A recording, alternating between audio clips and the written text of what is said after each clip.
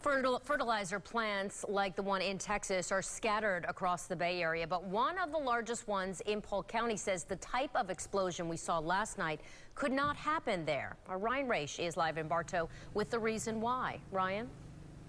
Well, Wendy, it turns out Polk and Hillsborough County report the most amount of dangerous chemicals out of the entire state. And the reason is because of all the phosphate mining that goes on here, including right behind me where Mosaic turns the phosphate rock into fertilizer. So the question is, could an explosion happen here?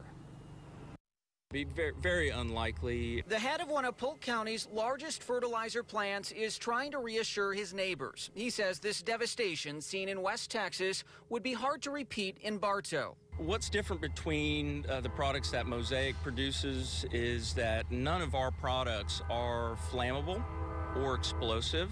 General Manager George Katzaris says Mosaic does not use ammonium nitrate, the highly explosive chemical that many believe caused the explosion in Texas. With that said, there's still a level of risk, and Polk Fire Rescue is well aware. I feel confident that although the possibility exists to have an explosion like this, the probability is very low. Deputy Chief Mike Linkins is in charge of safety and training. He says they do annual drills with industries like Mosaic to prepare for accidents, fires, or the release of chemicals. They even have a special response team trained and ready for the call. And then we do what's called a hazards analysis, that worst case scenario. If this chemical were to be released, where would we need to evacuate? Wednesday's massive explosion that even registered as an earthquake caused destruction as far away as 5 miles.